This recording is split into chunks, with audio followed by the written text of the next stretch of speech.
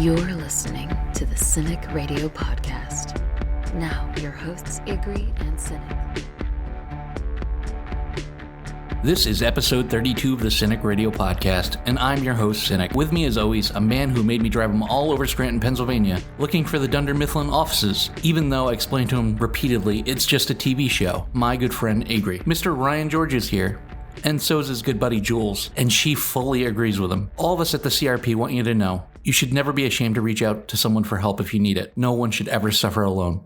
Well, maybe except for King Joffrey. That guy deserves to suffer. Miss out on that latest viral video? Didn't see the most recent trailer for the next movie coming out? In the dark about what the biggest song in America is? We've got you covered. Every week we scour the internet and look for the latest and greatest. This is What's Up. What's up for me this week is the first look at Star Trek Discovery. This show coming this fall on CBS All Access, which I know is another paid subscription that you're going to have to get, but this looks like it's going to make it worth it. Now, normally we don't hawk Trek here, but this does look amazing. We're going to miss Sonequa Martin Green on The Walking Dead. She was wonderful there, but she looks like she's got a whole new life going to go on over here in the Star Trek universe, and she's going to be a Vulcan, and she's not going to be just a pure Vulcan. She's another one like Spock, half Vulcan. It's going to be a lot of fun. The first look looks amazing. You can find that first look on YouTube. Just search for Star Trek Discovery. But right now, Star Trek Discovery, that's what's up. My What's Up this week is for the MTV Challenge Champs vs. Pros edition that started this week that is looking to be an intense matchup. If you've never seen the MTV Challenge, picture Survivor on steroids. The premise of the challenge are people from past shows like The Real World and Are You the One from MTV competing for the ultimate prize. Now, the prize money has increased every season, but so have the challenges. On this past season, the final was a 3-day challenge of nonstop, disgusting food challenges, rigorous physical challenges, mental challenges, and no real sleep or food for 3 days. It separates the elite from the weak, and they have turned this challenge on its head once again and have now included actual athletes from every different category, including Olympic runners and snowboarders, NFL and NBA stars, and it's thrown a great twist in the show because there are the real people that are on the challenges every season that win, and you know they're great athletes, but then there are real athletes that spend all their time training and doing nothing else, which really show how great and underrated this show is. If you love physical competitions and drama and throw in a little Lolo Jones, Sean Merriman, and Johnny Bananas, this season is sure to be a heart pounder. So MTV Challenge versus Pros, Tuesday nights on MTV. That's What's Up. What's up for me this week is the life, the career, and the unmistakable voice of Chris Cornell. I cannot lie. Not many celebrity deaths affect me, but this one left me stunned. When I lose someone of importance, to me, I tend to look at the way they lived rather than the way they left. Chris's career was cut short at the very early age of 52 years old, but it started all the way back in 1984. From Soundgarden to Audio Slave to Temple of the Dog and a solo career, he was a once-in-a-lifetime artist. He just made it look so incredibly effortlessly. His personal life was filled with demons, and the details of his death at this point is still slightly sketchy, but the one thing that always struck me about him was rather than hide behind an army of PR people, he was always upfront about who he was and how he was coping with it, and I admire that. For all of us at the Cynic Radio Podcast, we will truly miss Chris Cornell, and for the legacy of amazing music that he left us. For this week, you're What's Up. If you struggle with addiction or depression issues, don't be ashamed to seek help. You're not alone. So my What's Up for the week goes out to the California State Athletic Commission, which is instituting a new 10-point plan to curb weight cutting in MMA, or mixed martial arts. Weight cutting is a practice of exactly what it sounds like, losing significant amounts of weight in order to meet a certain weight threshold or weight class prior to a fight. And many fighters cut significant amounts of weight in a way that's detrimental to their health. And in other sports it's led to death, and it's only a matter of time before it happens in high level MMA. And so I applaud the California State Athletic Commission for taking some steps to fight it. And so some of the parts of the 10-point plan including monitoring fighters' weights, larger fines for fighters who don't meet weights, and recommendations on going into higher weights when necessary. They're instituting new weight classes. They'll have day of weight weigh-ins in addition to the day before weigh-ins to ensure that the fighters don't gain more than 10% of the weight, and also 30-day and 10-day weigh-in checks or weight checks for fighters in high-level fights. So I think this is a great step in the right direction in order to kind of preemptively avoid a disaster, and one of the situations that could really hurt the sport is if somebody dies due to weight cutting, which again is a serious issue, and people cut significant amounts of weight in the sport. So to the California State Athletic Commission, that's my what's up. I'd almost forgotten how deep season 3 was until I started rewatching it, and I was 4 episodes in and I'd already had a full show's worth of questions written, and that was forcing myself to be conservative. So we decided to split season 3 into 2 parts. So we start season 3 in a most brilliant kind of black cutscene. Most shows stop with a black cutscene, but they started. You hear nothing but screams and swords going off. The White Walkers have risen and they've brought in hell with them. IG, Samwell is in a full sprint when we join him. Do you think this is the first time he ever ran for anything other than dinner? I'm not even sure he'd run that fast even for dinner. I mean, you'd better be holding some Krispy Kremes and other shit around, because dude was trucking. Now, maybe there were bees, because I have seen some big people run from bees. But maybe White Walker's a little scarier. Yeah, he made a run. Yeah, I found it kind of odd. Ryan, do you think it's odd that it appears that the White Walkers aren't indiscriminate killers? Like they have some sort of agenda? I mean, it was clear that they saw Sam and they left him alive. Yeah, I guess, initially I wasn't sure if they were just kind of a form of like, the kind of Westerosi zombies, and that they were just kind of indiscriminate killers. But then obviously there was something more to them, and I think I realized that when they kind of allowed Sam to live. It was like, okay, what's going on here? Like, what are these? Like, what's their purpose, and what's their agenda, and why? And they obviously are capable of they have cognitive abilities, and they're thinking. I mean, I guess we saw that in season 1 with the way the body parts were scattered all over the place, and there seemed to be some organization there as well, and they seemed to have wanted to let the guy leave. So, I thought it was weird because it was in some ways like these are like ice zombies, but there's more to them. Yeah, there seems to be some sort of cognitive thinking there. The White Walkers attack the Night's Watch, and they suffer heavy losses. Them crows ain't what they used to be. Jules, do you think it was wise for Lord Commander Marmont to drag the whole crew out to BFE? No, absolutely not. I think, there's something to be said about both sides. Like, then you have more in your army if you drag everyone with you. But it seems to me that the White Walkers obviously are more adept at taking people out, and they are harder to kill. So I think that if you had taken less people with you, then you would still have a lot heavier group back at Castle Black, and you wouldn't have suffered so many casualties. But I mean, I don't think Mormont exactly. I think he knew what he was going up against, and the fact that it was a little bit of the unknown dealing with the walkers. I'm not sure he knew what he was taking on, though. Yeah, I'm not sure he even had any clue that White Walkers existed. That was a tale out of a book. He was attacked by one in his own quarters. He knew they existed. Yeah, but not like the ones that we saw walking like a horde that. Yeah. He didn't know at that level. And yeah, if you think there's, onesie twosies walking around out there, yeah, maybe you bring your gang of buddies out with you. But if there's, a horde of them like that, maybe you just stay behind the wall where they're going to have a hard time getting through. Right. Well, he lost the half hand. He may have lost Jon Snow, half the Night's Watch, and he arrived at the same conclusion that we all did instantly. Maybe it was better not to lead the whole force out into the middle of nowhere. IG, Jon Snow was taken to meet the king beyond the wall. Thoughts on Mance Rayder and his wildling army? Well, I thought that was really cool. I like Mance Rayder, and I like that he kind of puts himself in a position where he's kind of low-key, because it was the Lord of Bones that he thought was Mance Rayder to begin with, because he's the guy that's standing there looking like he's king shit, and he's not king shit. It's Mance Rayder. He's just kind of there. But, you can tell that he's doing things for a reason, and the reason seems to be sound. He's united groups that were against each other. He's a good leader. He's sound. He makes sound decisions, and I think he sees the fault in the way that Castle Black has been run, because obviously he was a crow at one time, and now he's not. I was just going to say, I don't know if anybody else felt this way, and I hope I'm not getting ahead of myself, but like, I felt like I was rooting for Mance almost immediately. There was something about him that I felt like I related to immediately, where he seemed like, just like Egg said, like he had a plan, he was uniting groups, and you wanted him to win. He didn't seem like somebody who just wanted to cause chaos like a Joffrey or anything. Like he had a mission to survive. And it didn't seem as short-sighted as like the Starks or the Lannisters or the Baratheons. Theirs all seems directed toward, we want this chair.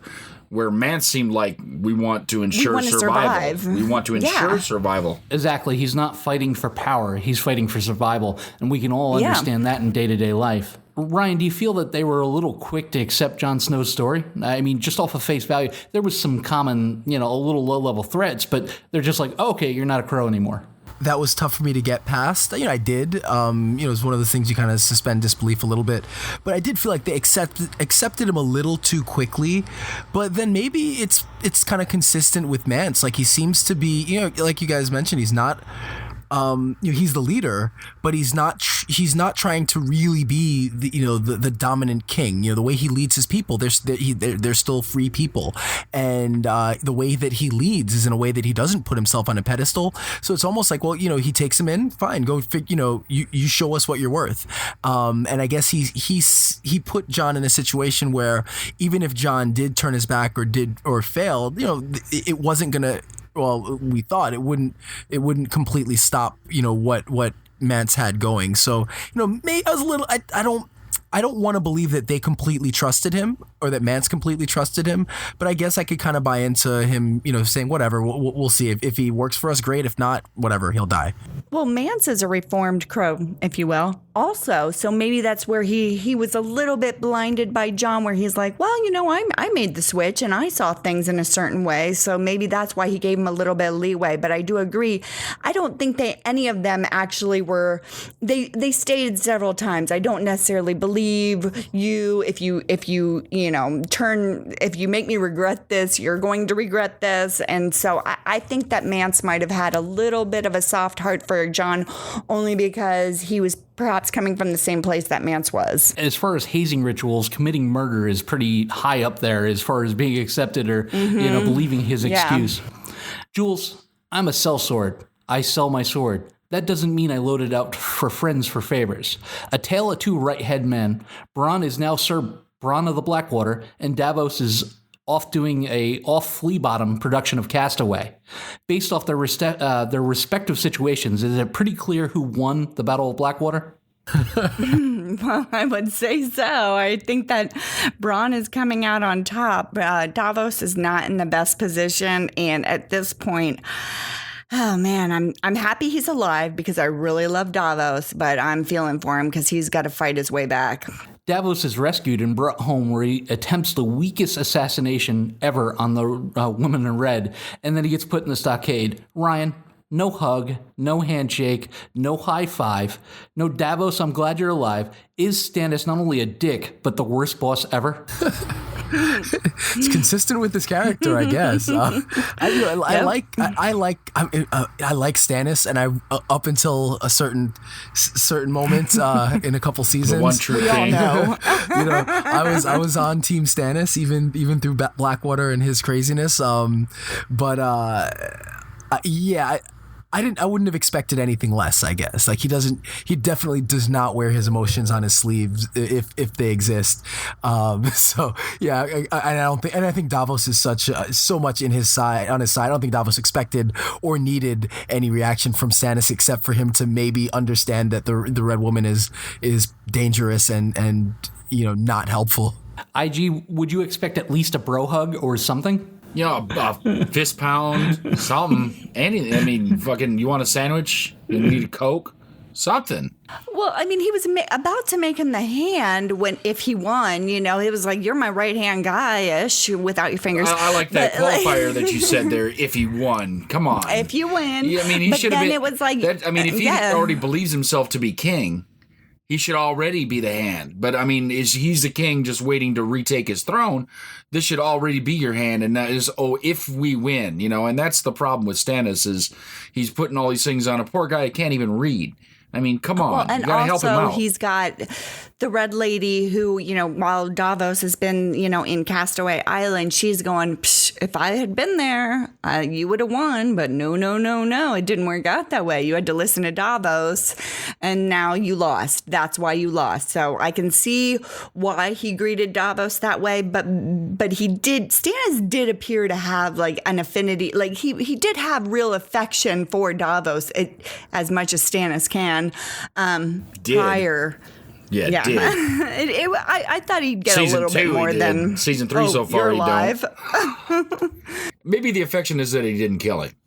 Could be that Yeah, way. He could have gone the other direction. So, IG, Daenerys arrives at Astroport and she's looking to buy an army. The slaver mocks her in Valerian. And by the way, this happened to me one time outside of Yankee Stadium.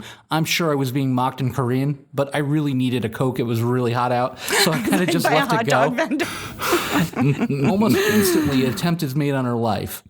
Is it the dragons or what she pulled in Karth? Why does the rest of the world see Daenerys as such a threat?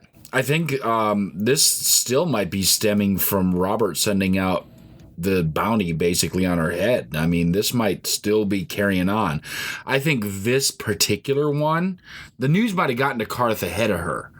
But because this seems like it was an attempt from what happened in the House of the Undying. So it seemed like something from the Warlocks because of how the kid turned into some crazy shit and then ended up on top of a building after jumping into the fucking ocean. But, all of this could be stemming from that, where everybody's trying to get to Daenerys because they know who she is and everybody knows that she has dragons. Yeah, I think Ig's right. Like there are two parts. There's part one, which is she has dragons. They're valuable. So if you can get the dragons, potentially, it could swing any war, any battle in your favor. They're the most valuable commodity in the world. The other part is that she's a Targaryen and she has the right claim to the throne, and theoretically she could have the people behind her. So anybody who has a claim to the throne or who has an interest in somebody else being on the throne is going to want her dead, because at the end of the day, she can come in and she may have the people behind her, she may have the law behind her, so she's a humongous threat to anybody who has an interest in her not being on the throne. I feel like she has dragons behind her, which ultimately are the ultimate commodity in this world. Does anything top a dragon? I don't think so. Rob plays the worst game of I've got bad news, worse news with Kat as she finds out that her dad not only died, but Winterfell is burned and the boys are gone. Which keep, Ryan, is in the worst shape, a burnt Winterfell or a fully functioning river run with that nitwit Edmund Tully left in charge? What's in worse shape? A burnt Winterfell is in worse shape, unfortunately, and it's out there for the taking, and it's a really rough situation for everybody. I think that Rob's, it's got to hurt Rob, and I think it's demoralizing that he's lost his stronghold. Here he is trying to win the throne, trying to be to be king, and to lose your home. What does that say about your chances of taking King's Landing if you can't even keep your home? So I think it's demoralizing and really tough to lose it, and then not only to lose it, but then to have it just burnt to a crisp can't be good. Maybe they're trying to have a sauna. I mean, it is cold up there. If you think this has a happy ending, you haven't been paying attention. Theon is taken prisoner and tortured. IG, Theon wakes, finds himself strapped to an X, and an unknown person seems to be taking great joy in his pain. Is this a retribution for what he did in Winterfell? I'm not sure that's what it is. I think, knowing what I know, even just through this season, that it's more complicated than that. But this guy's literally putting the screws to him. I mean, starts with cutting his hand and then is screwing into his foot. I think that it may have something to do with it and might make it easier for somebody, but I think this goes deeper than simply what happened at Winterfell.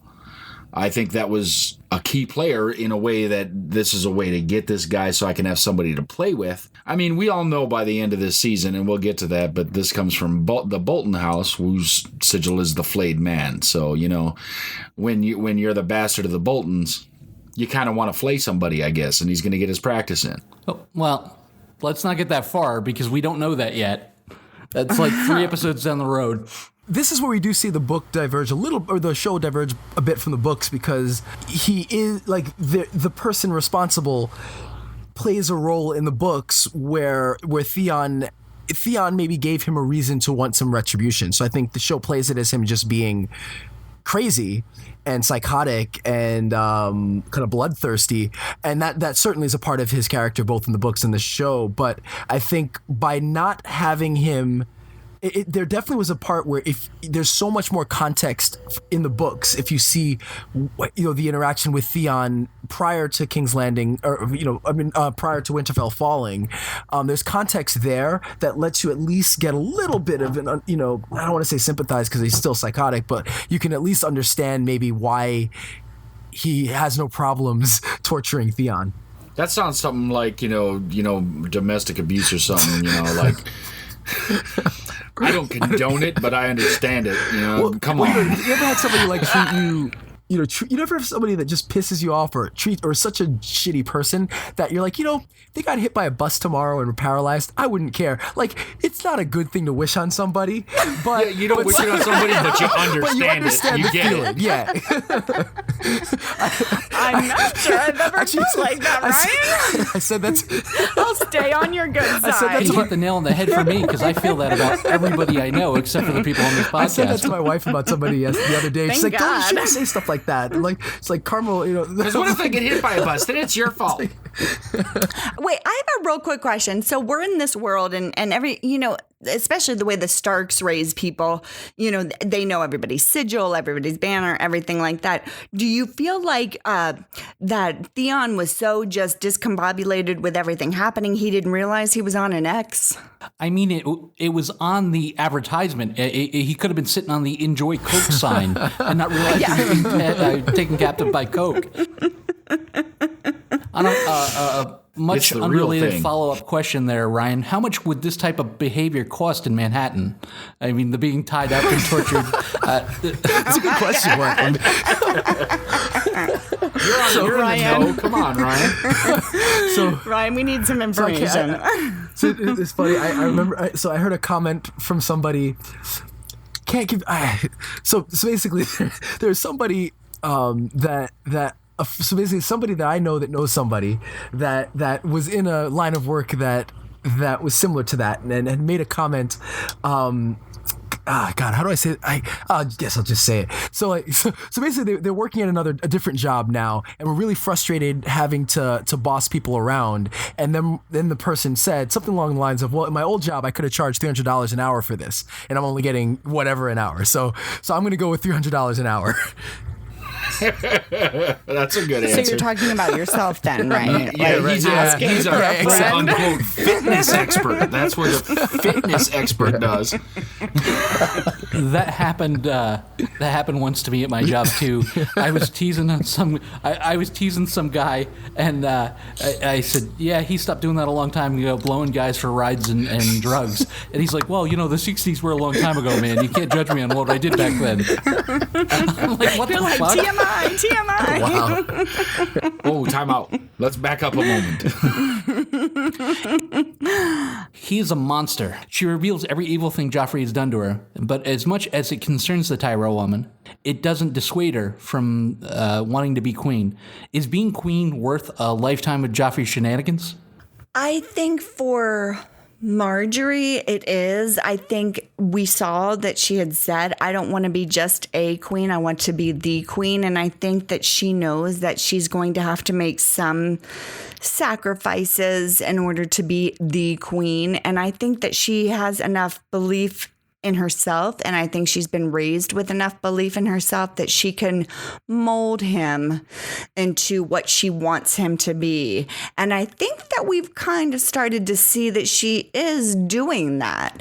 And I think that, yes, he might be a terrible person, but Sansa is a young girl and she has one sort of way of experience with dealing with Joffrey, and it's not obviously been good, but Marjorie's coming in from a totally different side than Sansa came in at. And I think that Marjorie's going to use everything she has at her power to persuade him and make him into everything she wants him to be. A quick yes or no from everybody. If we would have went to fruition with this and things would have went as planned, could Marjorie change Joffrey? Jules, yes or no? Yes. IJ? No. Ryan? Couldn't change him, but she's smart enough to kind of hold him at bay. Okay. I agree with Ryan. Holy shit, we're 23 minutes in and we got the first I agree with Ryan. Mark that down on your calendars, ladies and gentlemen. That's the end of the show. I agree to the point that she probably could have changed the behavior, but Joffrey's too hardcore. He's not on the fence about being a sociopath. He is a sociopath. All right, Ig, on to your point. The thing is, I'm not sure it's worth being a day laborer to spend the afternoon with Joffrey. So to be queen, to go through all that shit, to have to be around Joffrey, that's too much. Joffrey's done too many vile things. And I mean, to people that really didn't deserve it. I'm not even talking about Sansa because, the things that Ed was doing, if Joffrey's fully aware of that, then I could understand why the family would be upset, because he's like, in this whole place, loyalty and honor and everything plays a big part. So therefore, being dishonorable about Joffrey's father, quote unquote father, not biological, would be cause to treat the rest of his family like shit. But what about all the rest of the people that he treats like shit? And that's where I'm like, none of this is really worth all the bullshit Joffrey puts people through. I mean, I know what you're saying, because when I said I agree with Ryan, because I can see where he maybe when he's first hitting it with Marjorie, he changes in the sense oh, this is great. Now, I'll do what you want because he's hitting it. And so then all of a sudden, then that starts to get old. I see him going back to his old ways, and then he needs other sort of entertainment. And we see what he did with some of the other entertainment, and that's the thing. He Right. did some things with that other entertainment that wasn't so nice, and that was Right. fresh, brand new entertainment, and he's like, hey, let's do some fucking evil shit. Horrible stuff. He's awful, and there's no part of it that is worth being queen with him being king. Ryan, I'm just trying to understand. Jakar offered to kill any three people you wanted. All you had to do was give them their names, right? I mean, you could have picked King Joffrey, or Tywin Lannister. You could have ended this war. Right before Gendry and Hot Pie and Arya were taken prisoner by the Brotherhood, Gendry points out how badly Arya beefed this. Do you think it was an emotional decision? Do you think it was immaturity? I mean, she had the ability to off any three people in all Westeros, yet she chose, a torturer and some guy that was kind of giving her shit. What do you think made her make these impulsive decisions when she could have basically ended the war right then and there? Well, I think it's all of the above in a way. She's young, so she's not going to think things through as much as somebody older. She's not really playing a long game at this point. She's in survival mode. She's there. She was at Harrenhal, but she's, and then she actually had a decent situation with Tywin. But at the end of the day, I think for her, again, it's survival mode, but she's also emotional. We see her react emotionally and without thinking often throughout the show. So I think that when she did use her names up, it was more out of just an emotional quick reaction. But also it's like she has those in her back pocket if she and then if I don't know if if she never expressed this, but if she does say Joffrey, well then Jaqen leaves and he's gone, and so then he's not there to protect her. On some level, while she's stuck there, she has a protector. She has somebody who owes her. So if she were to send him to go get Joffrey, that ends that, and she doesn't have it. So I think in some ways it's kind of survival, self-interest, but like you said, I think it's also quite a bit of immaturity and just lack of kind of forethought and kind of thinking things through. Well, it is forethought, but then it's also like if somebody comes up to me and they're like, I can kill any 3 people you want. Like, it's like, do you believe it till you see it? And like, he didn't really put, rules and like the parameters on like only within like 100 feet of you or whatever. So I think, yes, it was partially like just being a young person. And in that moment, like the one guy, she absolutely had to, the second guy that was going to tell Tywin on her. But I mean, I think that it was a little bit unclear on how far these rules extended on she could kill anybody. So I do understand the people that she picked. Jules, does Thoros and the kids get captured and they get almost taken prisoner, but does Thoros of Myr and the Brotherhood Without Banners seem trustworthy to you? I mean, would you leave your kids in their care? Would I leave my kids in their care? No. But would I, as far as Arya goes and Hot Pie and Gendry, like, yeah, I think this is a perfect place for them. They're misfits. They have nowhere to go. This is the Brotherhood Without Banners. I mean, it seems like they each could have something, maybe not Hot Pie, but I mean, like they each could have something to offer the Brotherhood Without Banners. It seems like it could be actually a good fit for all 3 of them. So I do understand. And these guys actually seemed rather nice and not like the rest of the people you kind of come across on the King's Road necessarily. I mean, they weren't trying to kill them immediately. So, I mean, I felt okay when they were with them. I don't know if playing the game with Hot Pie of dodge the arrow was such a sound parental decision, but yeah, they do seem a little nicer than your normal, thugs or mercenaries. IG, some people will always need help. That doesn't mean they're not worth protecting. Mira and Jojen, who is acting almost like a Yoda, join Bran and company, and is it refreshing for once to see the sister protecting the brother and not the other way around? It really is, and it kind of looks like this could turn into another dynamic because we're seeing some very strong women in the Game of Thrones because Arya's been out there in the wild, kind of surviving on her own and making things happen. Brienne Tarth is a bad bitch. She's getting shit done. We got strong women here, and obviously Jojen is kind of, he's almost like a sickly albino kid with brown hair. Having his sister protect him, and she's good at it. She's not a slouch. She can hold her own. So I like seeing that, and I don't think that it's really out of the realm of normal things that happen even in our world. I think in places where things like that are needed, sisters and mothers and the like are very able and willing to stand up and get physical if need be. I never understood the reason why some knights felt the need to carry 2 swords. Jaime steals Brienne's sword and they fight. She gets the better of him, but they get surrounded and taken prisoner by Locke and the rest of Bolton's men. And they're also unfortunately turned in by the same guy that earlier that Brienne left to let go, even though Jaime advised otherwise. Ryan, Brienne wins the fight hands down, but if Jaime didn't have a year layoff, sitting in mud and chained up, do you think it would have gone differently? This is kind of like my answer to whether Ned would have beaten Jaime. It's like I wanted Ned to win, and same thing, I would have wanted Brienne to win. She's formidable.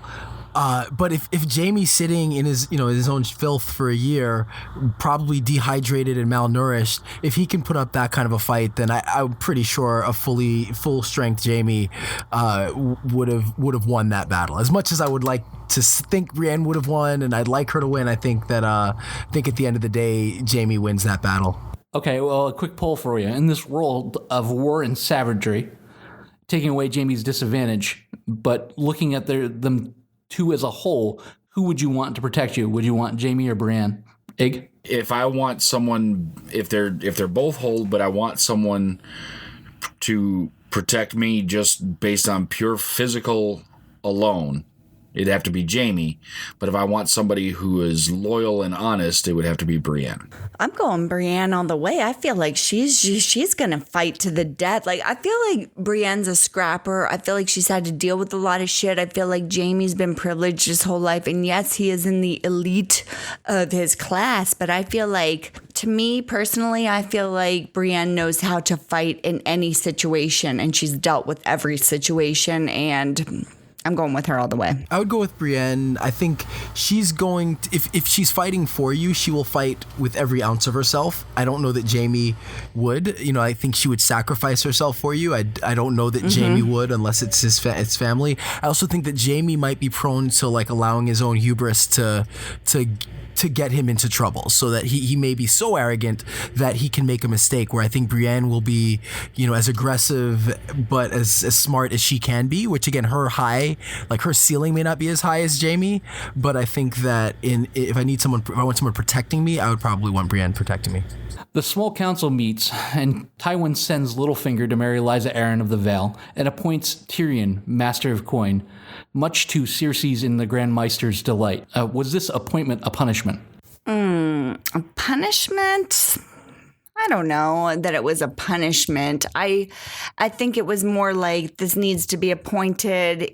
I think numbers, whatever, he's going to stay out of my hair. I'm not going to have to see him. If you want to take that as a punishment, okay. But I don't know personally. I don't think it was, in any sort of like, this is really going to get him kind of way. I don't think it was like that. I don't think it was a punishment. I think that it was maybe more of a test. I mean, it's never been explicitly stated, but maybe he wants to know if Tyrion can handle Casterly Rock, since Tyrion might be the person to do it, and they're financially in financial ruins. So what better opportunity than to make him Master of Coin and see what he can do with their economic system? So yeah, I don't know. I don't know that it was just a punishment, but obviously he wasn't rewarding him like he should have for all that Tyrion did do. Yeah, I think it was kind of a punishment, because it's like, we're going to give you this busy work. We're going to keep you around. We're going to give you this bitch work that needs to be done. We took it from this guy who was running a whorehouse, and we're going to make you do it now. Yeah, but that's what that's what I was saying. Numbers, crunching, like that's. Yeah, but you said it's not a punishment, and I'm like, yeah, it kind of is. Yeah, it's bitch work, okay. Because his station really as uncle to the king should really give him something better. He really should have more power. He should have more clout, and they're telling them, we're going to keep you here and make you do work that we literally that does had. put him on the small council. It puts him on the small council. He's treasurer, basically. Right, I mean, but he's also taking the job of the guy who runs the whorehouse in town. Okay, you think that offends Tyrion? So what is why that's bad is because we're saying this guy who's nobody, who runs a whorehouse in town, that was on the small council, we're going to send him off to become Lord of the Vale. You're going to sit here and do shit. So what? But he also has to marry you. I get the point, but it doesn't quite jive with the actual situation where they're in huge debt. That was my point too. They're in huge debt. So this is regardless of what of his predecessor. It's a humongous responsibility and an incredibly important position. So the problem is, I'm not sure that Tywin is aware of that. But I think Tywin is just doing his thing and fucking with the son that he blames for killing his wife. But Tywin's got to know, because. Yeah, no, I don't think he does. He only knows what the crown has borrowed from the Lannisters. He doesn't know about what they've done from the Iron Bank. He knows what they borrowed from the Lannisters. And he also knows that the Lannisters, they're not bringing in that much more money. So money's got to come from somewhere. So I just think that it's too important of a position for it to just be a punishment. Like, I think there's more to it. And maybe it's just that, Tyrion, maybe it's a combination where, Tyrion at the end of the day is probably the smartest person in King's Landing. So if anybody can make that work, it's him. And I have a hard time thinking that it's just a punishment, even though I think superficially it does kind of appear that way. Well, the Queen of Thorns does describe him as a browbeaten bookkeeper, and I think that's the case. He's being minimized to, he's on the small council, but it's sort of like what they did to Anakin. You're on the council, but only because we said so. He's on the council, but he's at the lowest end of the council. And I do think it was a punishment in the sense that the financial ruin, which is King's Landing, is going to be like an insurmountable task. It was almost like it was busy work. Like, you're smart enough to do this, and you probably could even run the whole kingdom, but we're going to let you manage this insurmountable debt and sit at the end of the table, the farthest point away from everybody else. And you have a position, but it's really not that important of a position. And if you think of who Baelish was, if you take away the whole Whisper thing, Baelish they see him for what he is. He's an upstart.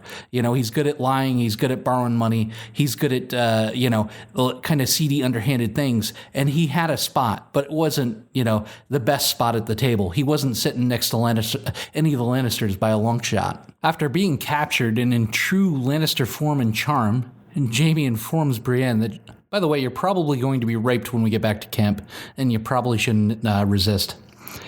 Mance, Jon, and company go to the Hand of the First Man, and all the dead crows are gone. There are dead horses, however, in an elaborate display. It looks like the cover art for a Coldplay album. IG, the White Walkers seem to have a flair for the dramatic. What do you think their motivations are? Or do you think that it could possibly be just some guerrilla marketing going wrong? Maybe they're doing, a North of the Wall rendition of Frozen? Maybe, they do have the fractals going on. I think, they want to let people know that we're not a mindless nothing, that there is order in our chaos.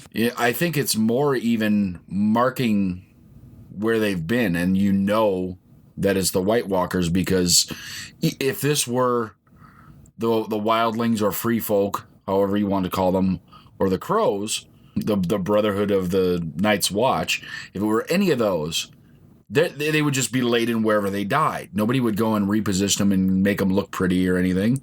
They would just be there. These guys take the time. We're going to kill them, and then we're going to make something pretty. So the way you got to look at it is they're sending a message. So I think, it is, in a form, the guerrilla marketing gone wrong, just like you said. But, it's only wrong from a certain point of view. And Thank you, Obi-Wan. It's that same form that was in the very first episode, right? Well, that's their mark. You got to have brand recognition, right? Yeah. Yeah, I throw that Cynic Radio podcast mark on my toast now. It goes everywhere. I'm thinking about getting it tattooed on my toes. I have tattoos on my toes, but I'm not going to go there. Thanks. I wish I would have knew him, but he is not the last dragon. Ryan, the slavers continue to talk shit in Valyrian as Daenerys offers them a dragon for 8,000 unsullied. Mormont and Barristan balk. Did you believe for a second Daenerys was going to give up one of her children? No, not at all. There was not for a second did I believe it, and she didn't even do a good job of selling it. I guess obviously she did to the slavers, but as a viewer, it's like there's no way she'd sell. She'd have to be so desperate. I mean, she'd be on the verge of death before I'd believe it. And even then, I think she'd rather die with the dragons than give them up for anything. And last season she was on the verge of death and wasn't willing to even let them look at the dragons. So yeah, I'm right there with you, Ryan. I agree with Ryan, Jules. Ryan is the sage Yoda of this podcast. I'm telling you, I'm putting it on the back of every T-shirt. I agree with Ryan. Pod returns from the gift for saving Tyrion's life. It was 3 pros, and Pod returns with a smile and returns the money paid for services. Apparently, they gave the coins back. IG, being an international playboy such as yourself and a world-class lover, is it a normal occurrence for your partners to want to pay you? Well, of course, but it's normally to leave. Yes. No, that's never a normal occurrence. That's never a normal occurrence. Normally, you could be anyone. You could be rich, you could be famous, you could be the world's greatest lover, and they're still going to take their money from you. So Pod has to have something absolutely special. Maybe he's the last dragon. I'm still wondering what it was that he did. I think women everywhere are wondering what it is that he did. Can we get some answers? Something tells me that if there were phones, nobody would be texting during the movie if they were on a date with Pod. I'm just saying. You're nothing without your father, and he's not here, and maybe this will help you remember that. Tied to a tree, Jaime tries to talk Locke out of raping Brienne and convincing she is rich and tries to secure their release. Instead, they hold him down and chop off his hand. His sword hand, no less. Jules, did the intervention of the evening's entertainment cost him his hand, or does Locke just really hate right-handed people? Oh, the questions. I don't know about the rest of you guys. When I first saw this scene, I was just like, what did just happen? I definitely think that there's something about just a rich guy that's flaunting his daddy's wealth and his daddy's power that turns people off. And I think what happened in this scene was Locke was just over Jamie. Jamie had made his point about Brienne, and I think he was like, all right, maybe I'll save her. Maybe I'll get some sapphires, whatever.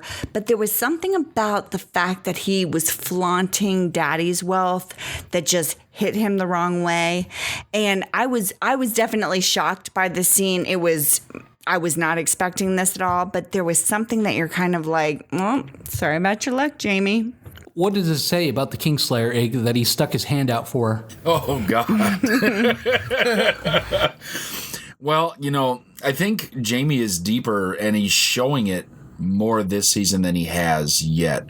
I think that Jamie actually has a little bit of a heart. I think he's more of a good person than he is a bad person.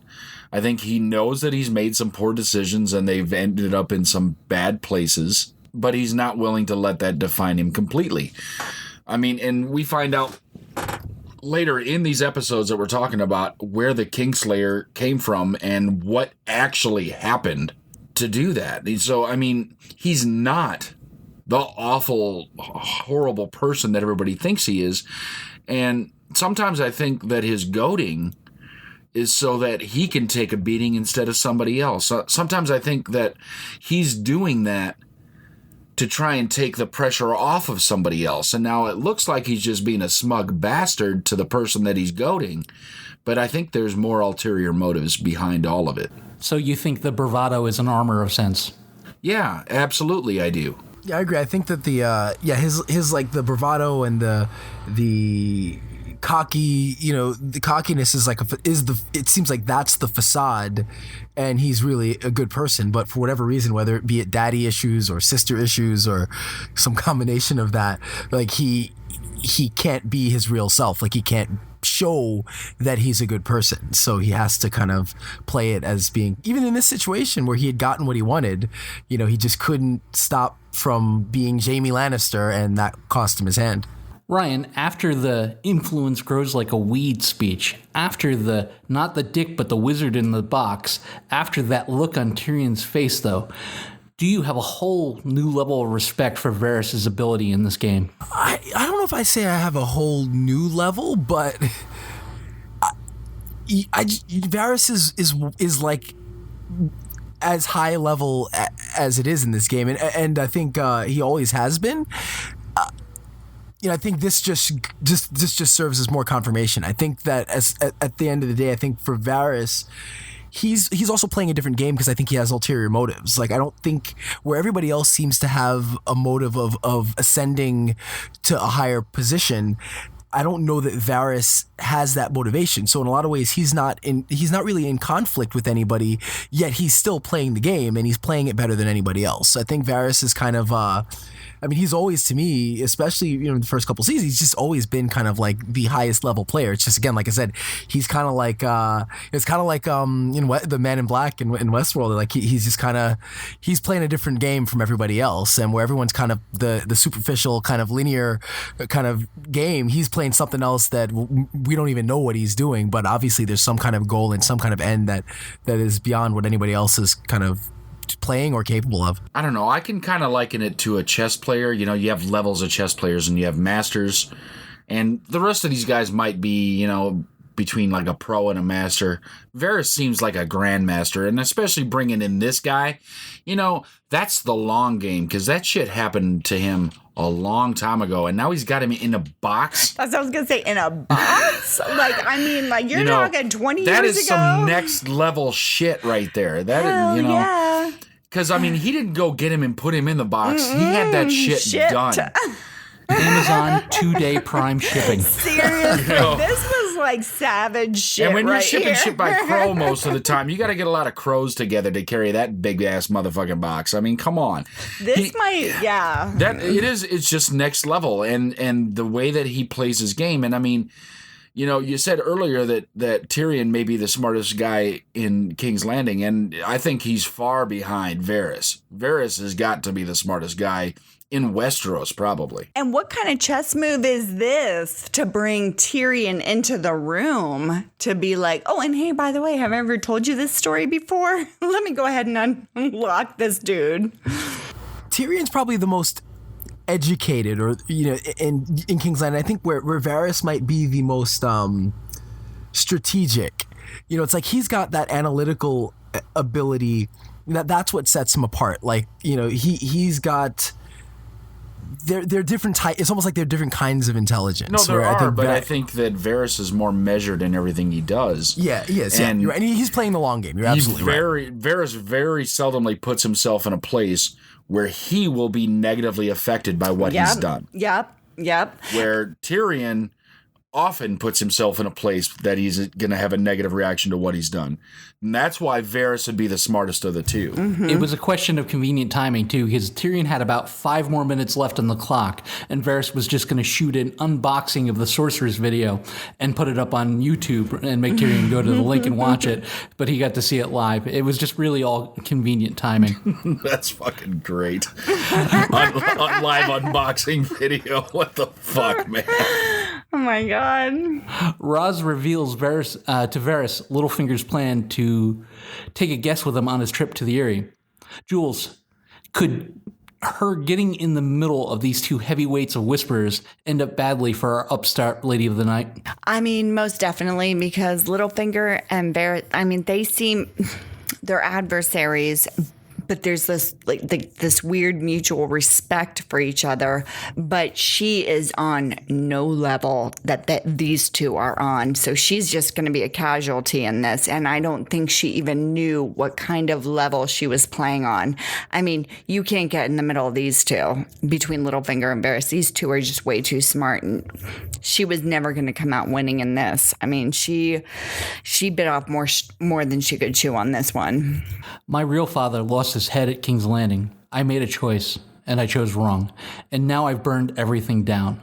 Someone helps Theon escape, only to lead him in the world's cruelest wild goose chase, ending him back up in the same cell, which is a total mindfuck. Ryan, what was your take on the charade and the babyface perpetrator with the maniac eyes? Well, obviously he's psychotic, and like I mentioned earlier, I think that because they didn't go through the backstory of kind of why he may have something, and have it out for Theon, it shows you that he's absolutely crazy, and he's beyond psychotic to the point where he doesn't even want to torture. Like, physical torture is bad enough, like screwing his foot is bad enough, like flaying is bad enough, but he wants the psychological torture is even worse, and we see, as things progress, like just the amount of damage he really does, it's incredible. So then, part of me almost wonders, like, I guess we'll get to it, but how much of it is him being psycho and how much of it is like, I'm going to break you? But whatever the case is, it's like, this is beyond torture. This is I guess where Varys is like next level at the game. He's like next level at torture. I need to know where you guys stand on this. Like, do you feel, when these scenes were happening, did you feel for Theon? Or were you like, yes, get him? I fell for him. I honestly fell for him. Nobody deserves that. I don't care what poor decisions you make. At the beginning, when it was still light stuff, kind of very just nailing light, your hands to the nailing your hands, cutting off a finger, screwing the foot. I was a little bit like, yeah, fuck you, Theon. And then it started getting a little further. I'm like, all right, that's probably enough. And then it went further. And I'm like, fuck, man, Theon. I always felt for Theon. My husband, he was always like, oh, he deserves it. He turned on Robb. And I was like, no, I mean, nobody deserves this. This turned into, this went from a hostage situation to the full-on happiness and slavery 9 Inch Nails video that the cops were investigating. No bueno. You are a bastard. A daughter fucking wildling bastard. It's now closing time at the Craster baby making factory. Full-blown mutiny is afoot, and things go terribly wrong during the fighting as Craster and Lord Mormont die. IG, Between the hunger, the fear, and the desperation, and Craster's incessant taunting, could this have gone any other way? No, not really. I mean, Craster's kind of a prick. And Mormont's a strong personality. And these guys have just encountered fucking White Walkers. So they've had enough shit for a week, for a month, maybe for a year.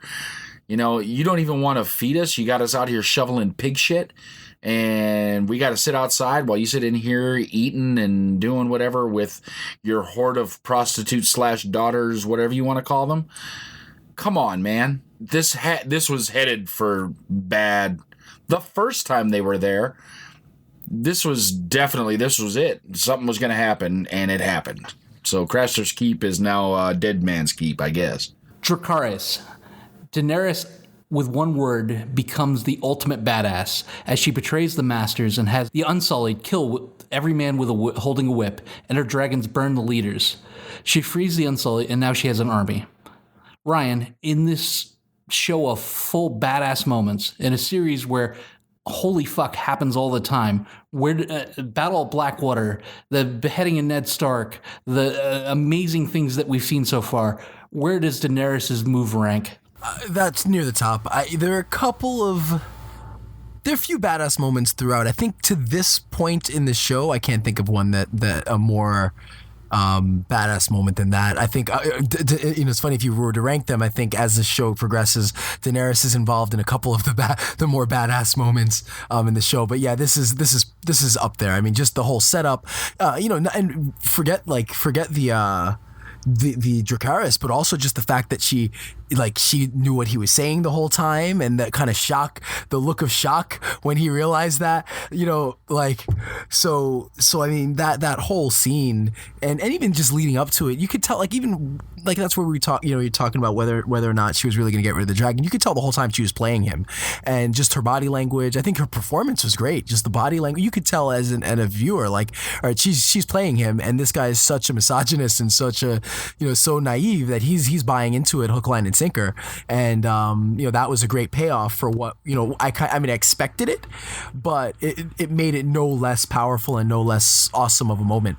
I mean, I didn't see it as clearly as Ryan saw it. I saw that he was obviously pulling some shit, talking to the translator and Missandra, and Daenerys almost was like talking with her eyes, but I didn't see what was about to happen when she brought out Dracarys. I mean, that was just a drop the mic showstopper moment where you're like standing up clapping.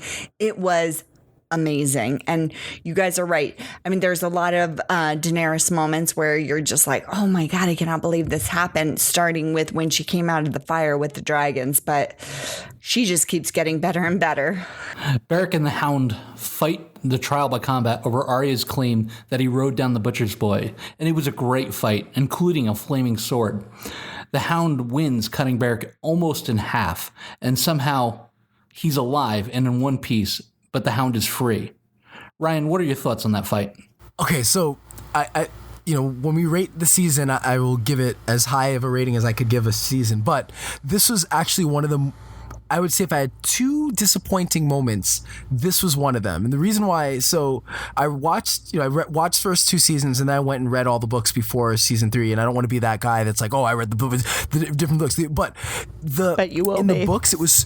Yeah, I don't want to be that guy, but I'm about to do it. Kind of. So I'm not the type. I'm not the type that I don't get upset with changes from the books. Like, I don't care if they completely go. If it's a good story and the acting's good, I'm perfectly fine with any way that they stray from the books. All I want is that it's a good story and that it's performed well and that it makes sense. So I'm not the type that's like, oh, so and so didn't say this line and that's going to ruin it for me. I'm totally not that. But I remember reading it and that being a really, really awesome moment in the books. It's like, holy shit, he brought him back to life. And so the scene, I was really looking forward to that scene. There are a few scenes in this show where just throughout the Dracarys scene and a few other scenes where I was really looking forward to, like, okay, I can't wait to see this.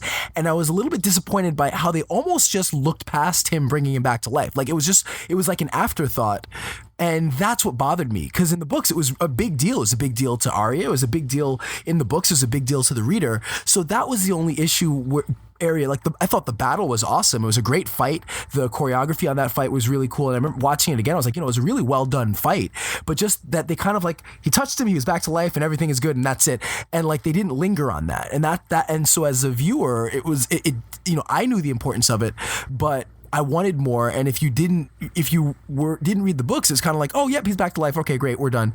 And I think there's significance for the show later on. And I think it's just a really significant moment that they could have, let breathe a little bit more and allow the viewer to kind of sit in and say, wow, this is what's going on here. Like this is really an important spot. And I think they dropped the ball a little bit there. So that's why I'm upset that it wasn't like the books, not that like they did something differently. In the context of the fight, though, do you feel that the flaming sword might have been his undoing? I mean, it weakened the metal to the point where he was able to cut through it and the Hound was able... Yeah. In the context of the fight, I think it was that's a great point, and I think it was a great fight, and it's like very smartly done. So I think that part was great. It was just the aftermath. Now, while that may be true that it may have weakened the metal so that he can cut through it, I mean, knowing your enemy, that was probably a very good choice to put the fire on the sword, because if your enemy's the Hound, people know that the Hound don't like fire. It was a good choice to put it there. It just happened to backfire on him this time. Mm-hmm. What I would say is that, like, that's his thing. Like, he's known for the flaming sword. So I would wonder, why hasn't he been defeated by that in the past? Like, you'd think that if you fight with a flaming sword, that you would learn at some point that's the weakness. Like, why did he not know it? Or was this a situation where it's like, well, look, that's my gimmick, but also the Hound's terrified of fire, so let's go. Maybe he double dipped it. Well, I'm saying that if the sword gets weakened, but maybe nobody has been as strong that he's fought as the Hound, because the Hound is... Yeah, that's a good point. The Hound stands toe-to-toe with the Mountain, and we see they're both... I mean, earlier in it was season 1 when the Mountain, like, knocked a horse to the ground with a punch. I mean, these are some tough dudes, and the Hound stands right up next to him, so... I think it might be that there are very few people that can physically stand up to the strength that comes out of those two. IG is... After seeing the resurrection, is there something to this Lord of the Light tomfoolery? Could he be the one true God? There might be. I don't know about the one true God, because I don't know. I don't want to get too religious on anybody here, but in this world, it seems like there may not be a true God. There may be a multitude of them. But this one seems like there may not be a joke around him. It might be something real. The problem I see is that the woman in red might be more of a zealot than a practicer, and it seems like these guys with the Brotherhood are more practicers than zealots. So I mean, we'll see, but that's my feeling this far into the Lord of the Light and their followers. I mean, I feel like it's like with every okay, I don't want to offend anybody either. I feel like it's with every religion. Everybody thinks they have the one true religion. So I have to sort of agree with Egg in the sense that, I mean, I agree with you, Egg. I think she is a bit of a zealot as compared to these guys that are more followers. You were a maiden? No, I was a man of the Night's Watch. Ygritte and Jon Snow sneak off to the cave and have sex despite him knowing nothing. IG, do you consider Jon Snow to be a dreamboat, and would you have stayed in the cave with him? Oh, he's totally dreamy. Those locks, I swear to God, he's just like Jesus in The Walking Dead, where somehow his hair is always perfect. Why is Egg getting this question? Why Egg is getting this question.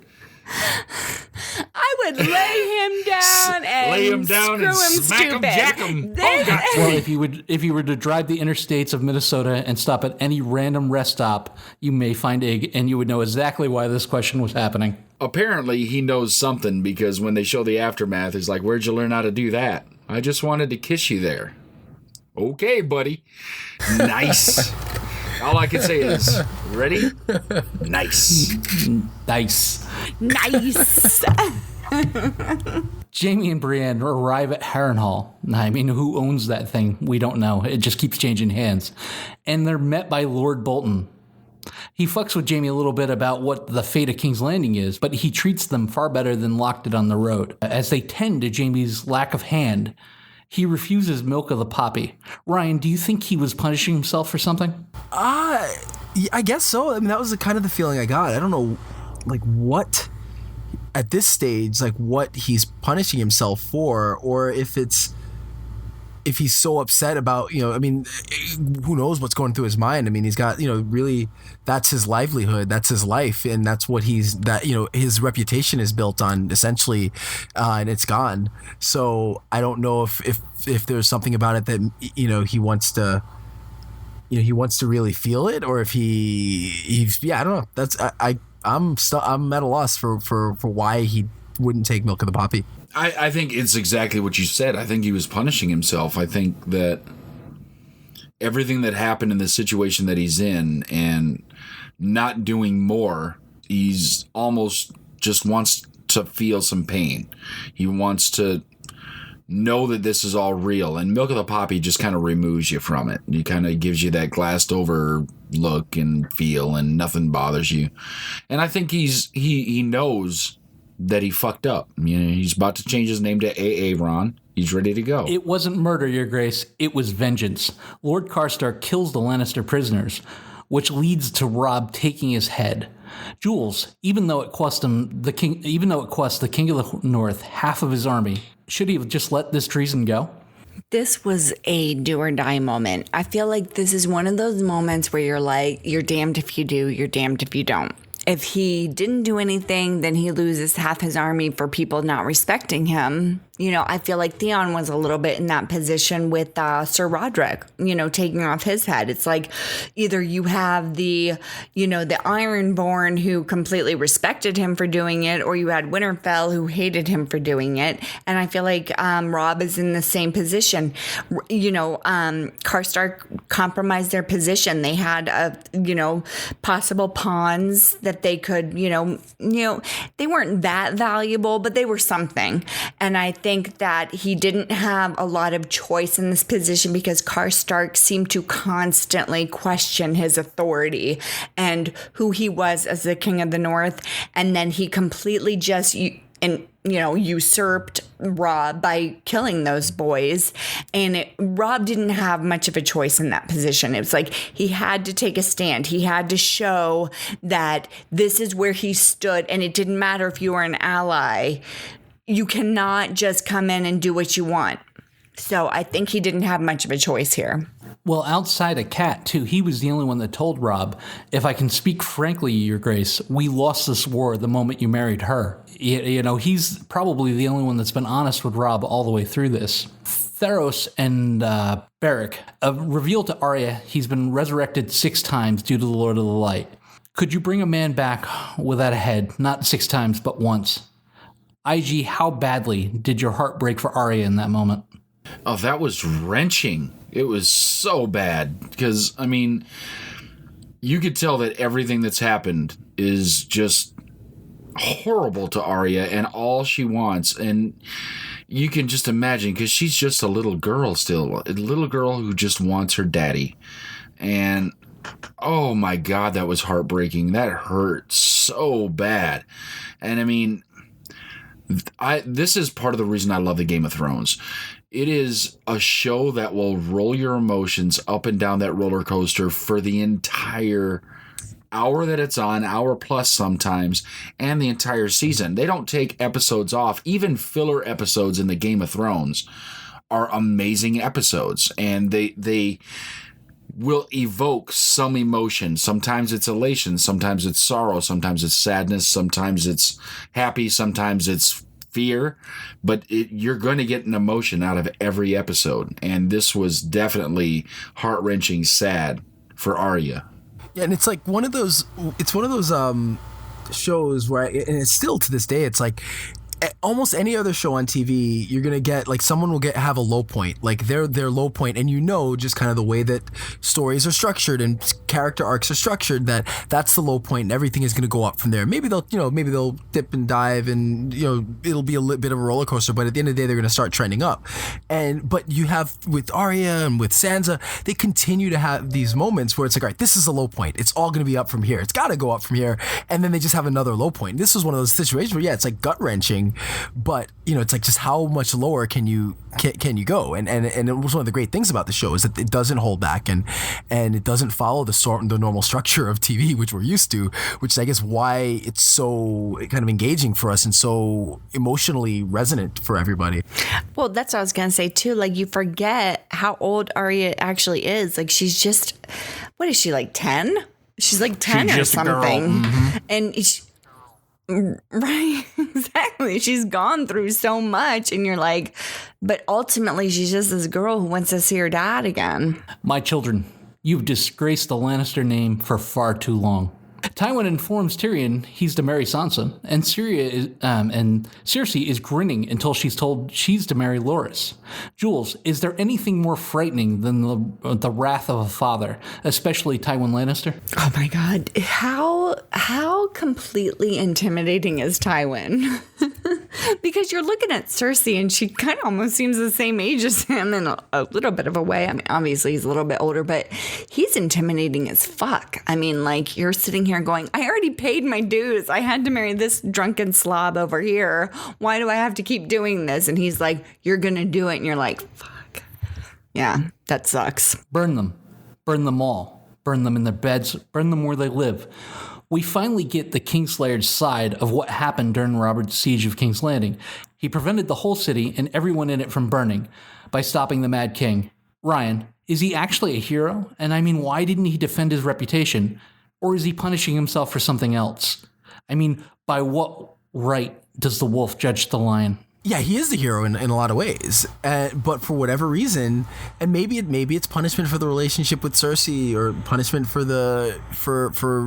fathering the kids.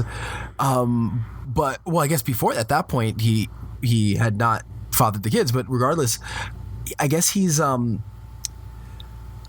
I think it's like he has the facade, and what better way to sell it than you're the Kingslayer, and he doesn't have to face it. There are no consequences for it, at least in this situation. So for whatever reason, he has this facade, and he wants people to see him as that. He doesn't want people to see who he really is and that he does care. So yeah, you have this situation where he's a hero, but he does not want anyone to know, and he almost wants the perception of being the villain. He thrives on it for whatever reason, and yeah, I guess it's some weird masochistic like kind of desire to punish himself for his own behavior or own desires or whatever. But yeah, he is in a lot of ways. He's a hero. Well, I think some of that stems from the fact that being a Lannister already comes with its connotations of people think you're a smug bastard and that you're capable of doing awful things.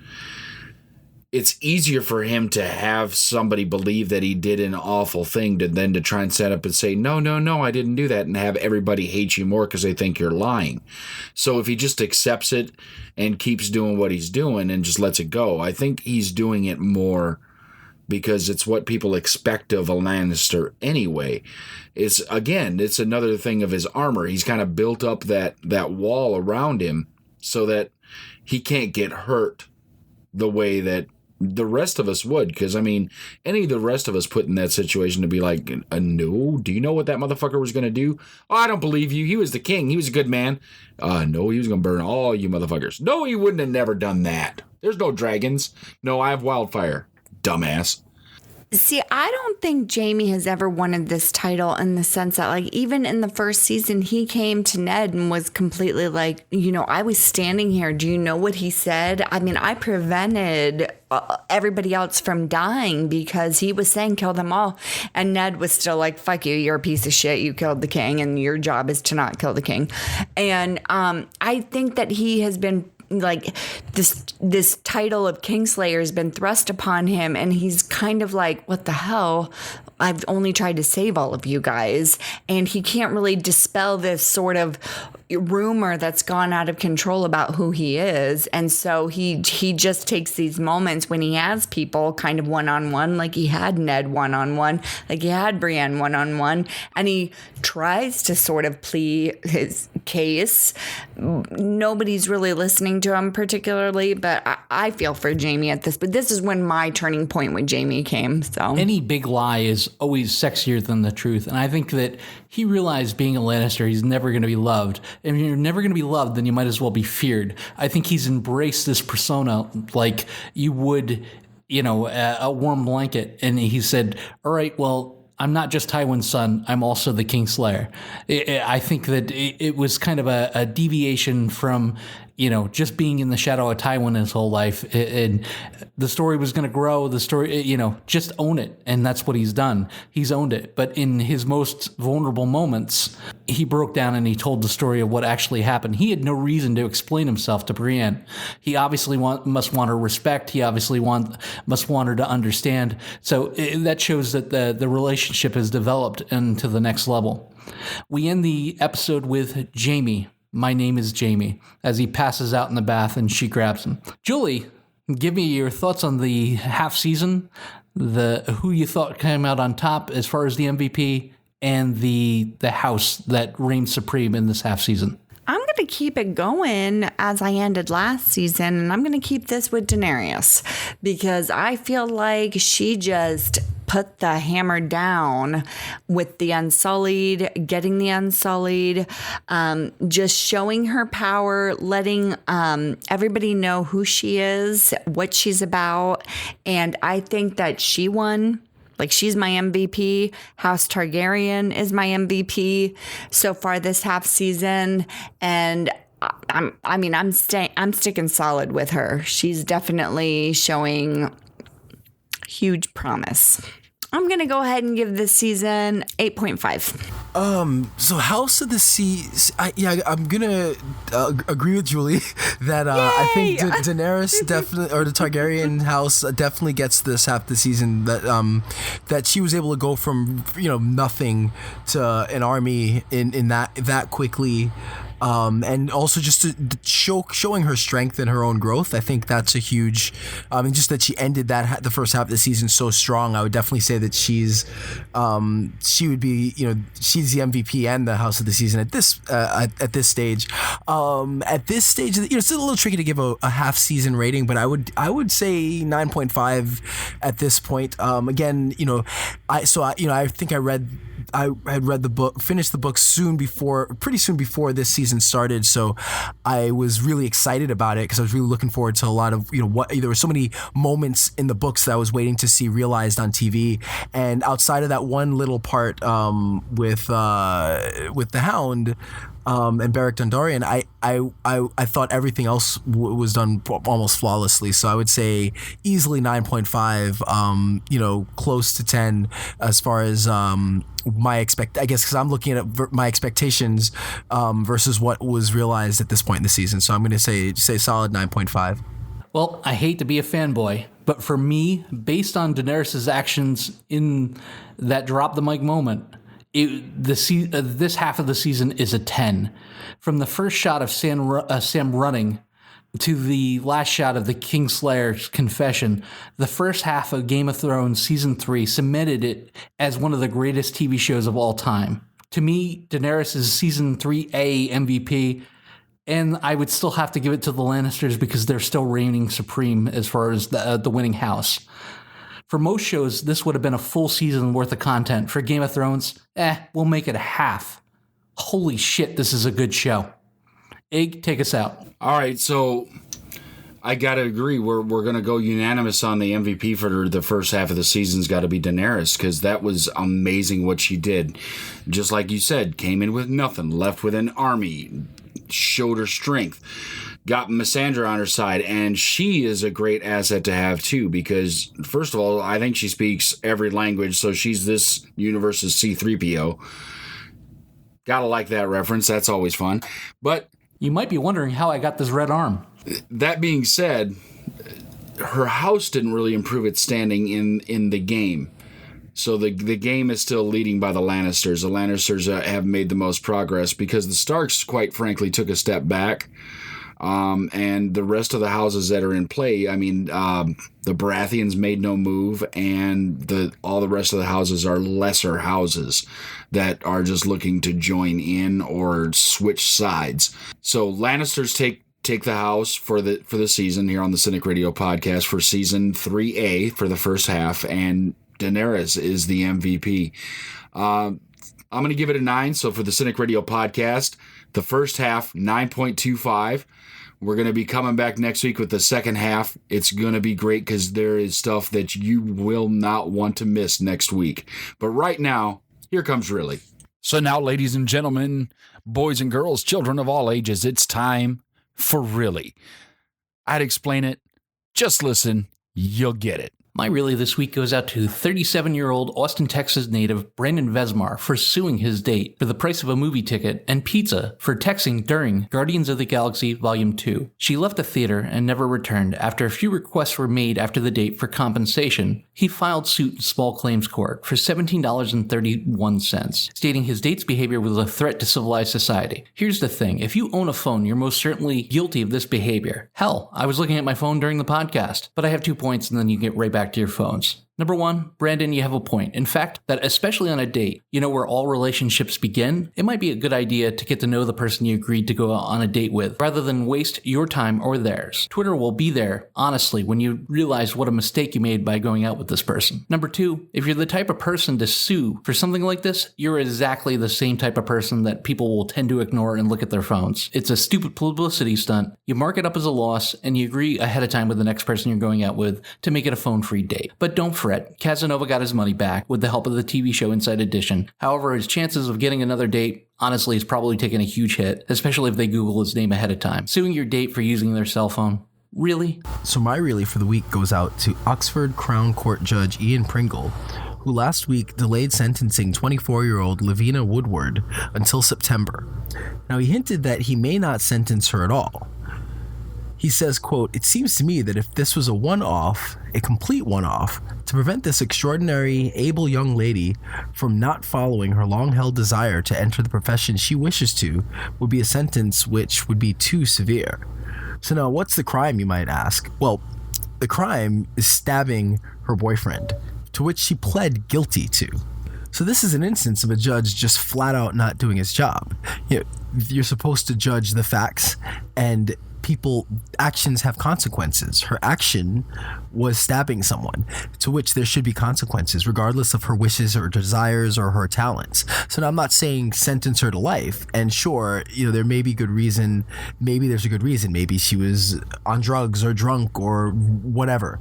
But whatever the case is, there needs to be some consequences. And regardless of how it might affect her career prospects, you can't make decisions based on that.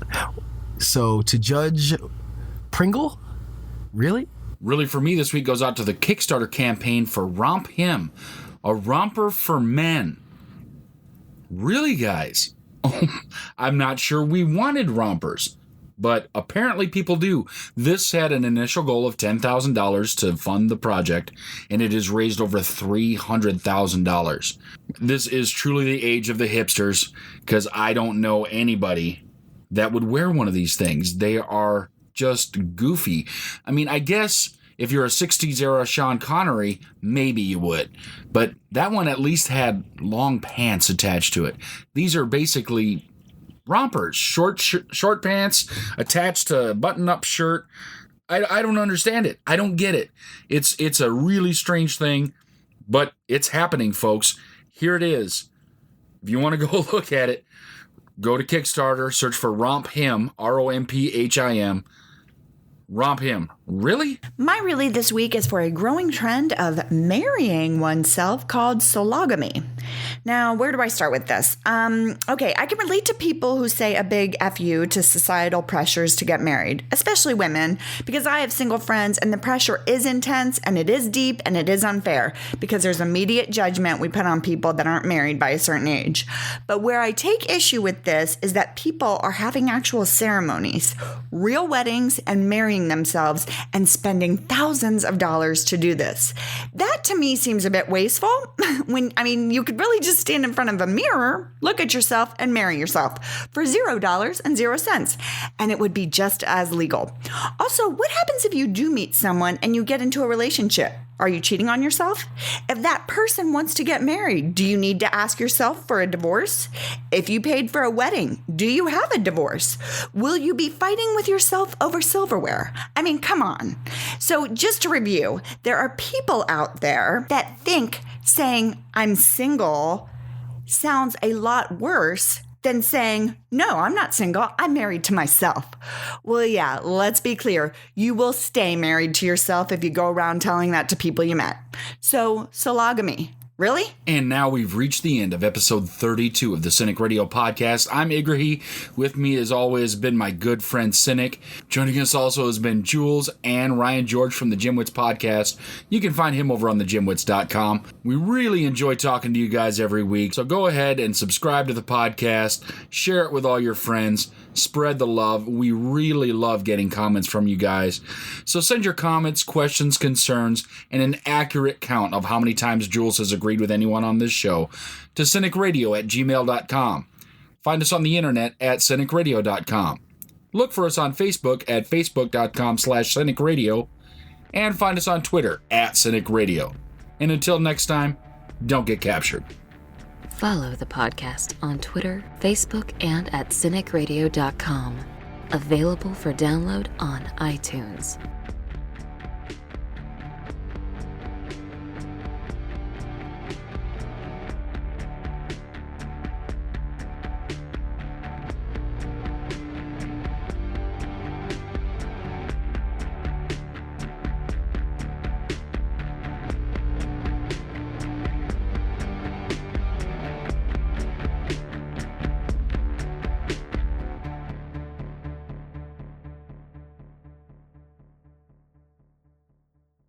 She's just a girl. Mm-hmm.